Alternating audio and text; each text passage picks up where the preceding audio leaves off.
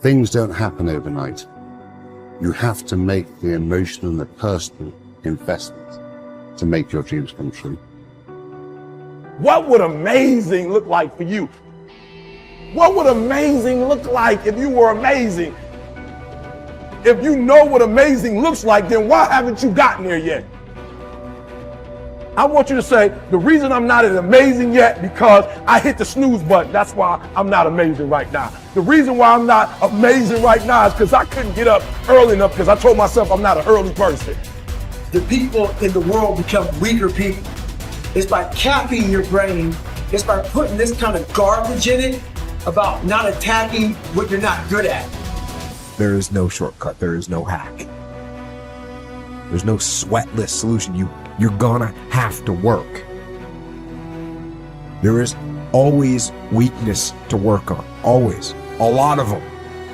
Why would we allow ourselves to make easy excuses? Why would you allow that? It's not what happens that determines the major part of your future. It's not what happens. What happens to us all. That the key is what you do about it. It's not what happens, it's what you do about it. Stop being a lazy, bum-ass person that's full of excuses, sitting around on the pity potty, coming up with every excuse in the world as to why you ain't winning. You are the reason you're not winning. Unaware and understanding that this thing that we are dealing with right now in our lives is only temporary. It's temporary and it will not last forever. You must realize that you must grow enough tenacity within yourself to press on. Are you going to put in the work or not? Are you going to find a way to reach your goals or not? The minute you start thinking, I don't want to do this, the minute that feeling creeps in, that's the time you're having a test.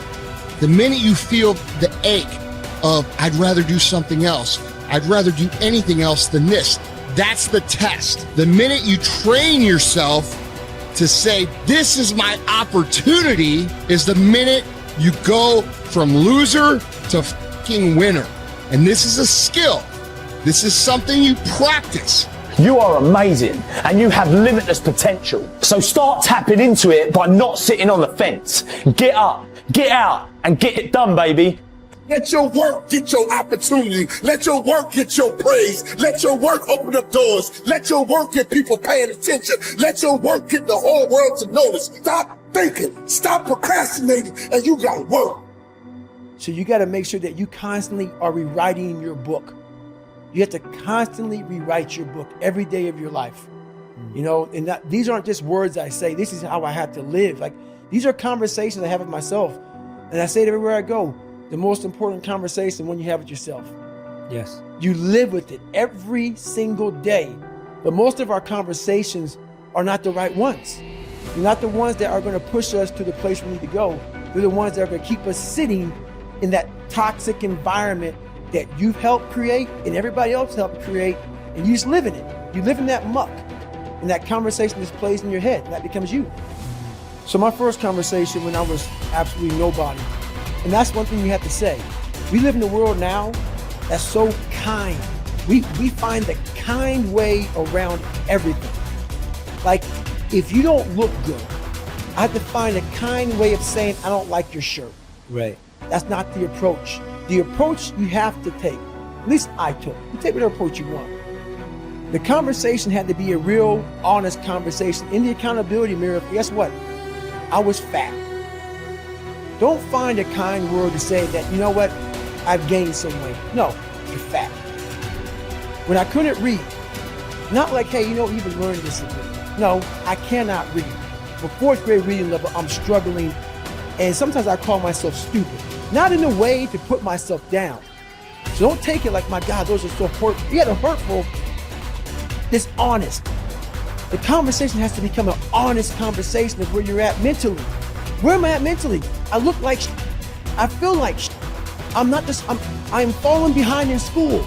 I'm lazy. My house is a mess. You have to look at what it is and call it what it is. Don't find words to make yourself feel better, because that's what So we hang around people that make us feel better, that tell us what we want to hear, not what we need to hear. And so we stay away from those people.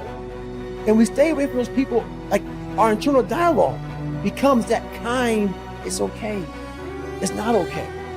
So that's where it starts. It starts with that accountability of it's not okay anymore. This can no longer be okay. And calling yourself out for exactly what you are and exactly how you need to fix it. That's where it starts. Take full responsibility for your life. Accept where you are and the responsibility that you're going to take yourself where you want to go. Someone said we have two primary choices in life. We can either accept conditions as they exist, or we can take the responsibility to change them.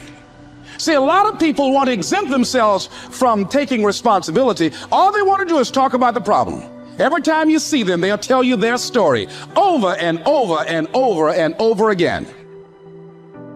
No. You want to take responsibility for your life. I got me here, I can get me out of this. And I'm getting out. I'm not going to be a volunteer victim. George Bernard Shaw said there are two kinds of people in life. You know, he said those that make things happen, those that watch things happen, and those that don't know what happened. And he said the people that get along in this life look around for the circumstances that they want, and if they can't find them, they make them. They create them. So part of beginning to get unstuck, you've got to decide that the behavior pattern that you have adopted doesn't work for you. You've got to change your strategies, and changing your strategy means reinventing your life. Recreating you, and you have the power to do that. You can decide that you're going to change, that you're not going to be a wimp. You can decide that you're going to stand up to life. You can decide that I'm going to live each day as if it were my last. You have the power to make that decision. You can decide I'm going to work on myself and develop myself. I'm going to empower me. And all of these things that are happening to me right now, they're just temporary inconveniences. They're not stronger than I am. I'm in charge here. Your self-confidence is closely connected to your self-esteem and to how much you like yourself. Dr. Nathaniel Brandon calls self-esteem your reputation with yourself.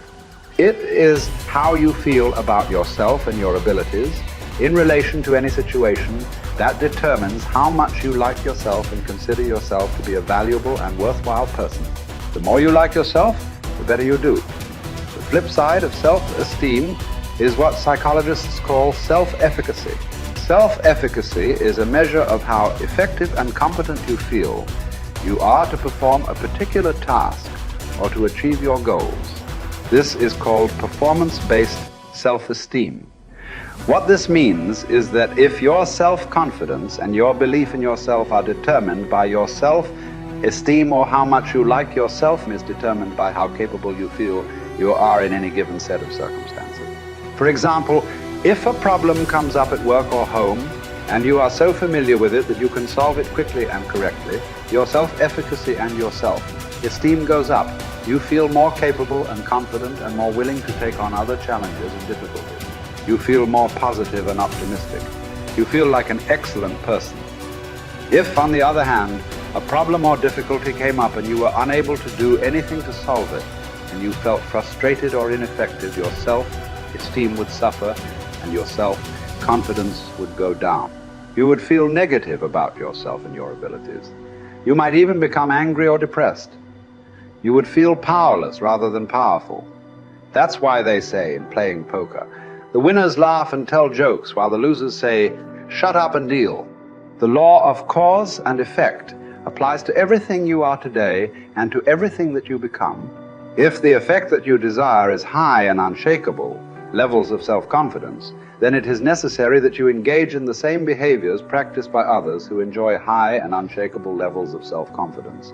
And you will soon experience high levels of self-confidence yourself. Studies conducted on thousands of men and women who have moved from ordinary to extraordinary performance and who have moved from feelings of inadequacy to feeling great about themselves show that there is a direct cause-effect relationship between competence and mastery on the one hand and self-confidence on the other. To attain this wonderful, healthy feeling of optimal performance, you need clear goals, challenging standards, regular feedback, total concentration, step-by-step, step success, and a feeling that you are expanding your capabilities to a new, higher level. When you have created a situation in which you experience all of these, you sense that you are working at the outer edge of your own personal envelope. You feel that you are getting progressively better and better at something you are ideally suited to do. And that while you are still working within the range of your capabilities, you are stretching yourself at every moment.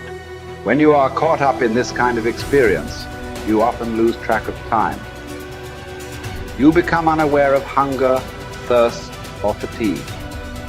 You feel calm and clear-headed and euphoric. Tests show when you are in this state of flow, your brain releases endorphins, nature's happy drug, which causes you to feel happy and energized. Often, while you are in this state, the rest of the world seems to slow down.